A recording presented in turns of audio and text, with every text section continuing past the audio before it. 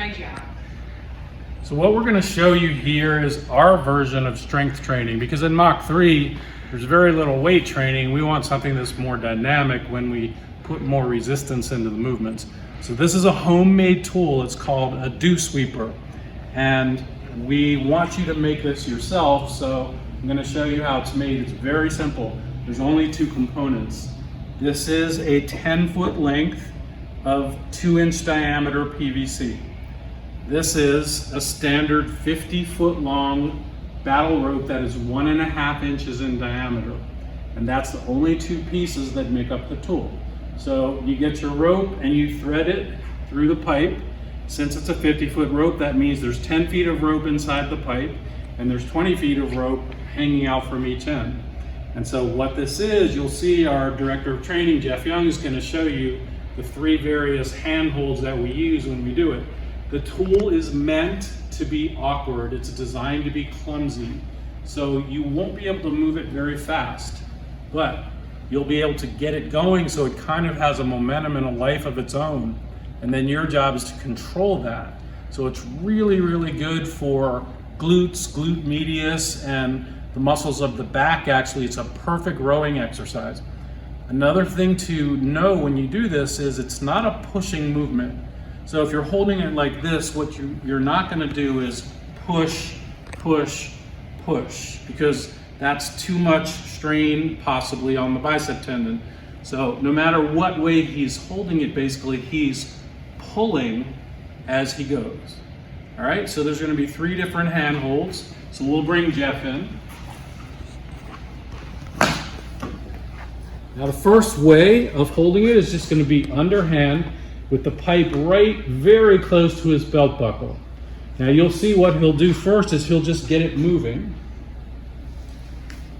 And he keeps the pole level. That's very important.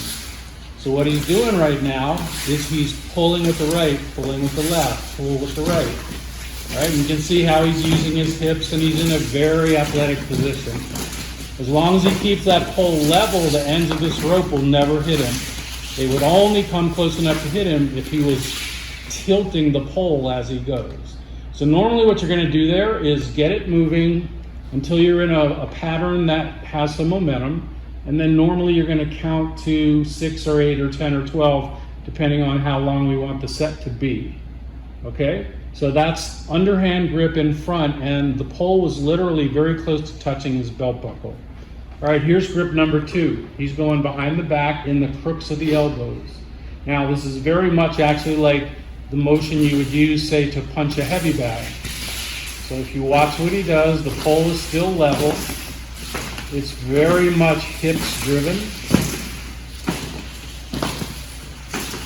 And you can see it's never going to be pure speed training because you can't move this tool fast enough. But it's not designed for pure speed. It's designed for you to get stronger and more stable in a rotational pattern with rotational force that you have to control.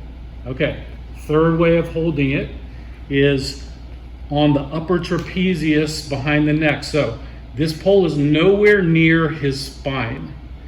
It's nowhere near the vertebrae, okay? It's on the muscles, the trapezius muscles, basically behind the neck and above the shoulders. All right, here we go. So the pole's still level.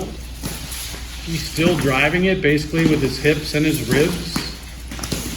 It's got a good rhythm to it. Has a lot of momentum right now, but he's controlling it really well.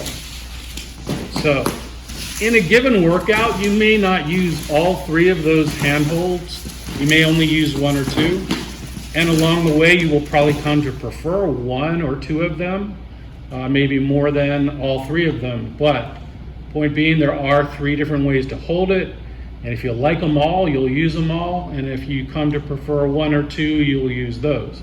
Either way, it's a strength in rotation piece of equipment, and you can very easily make it yourself.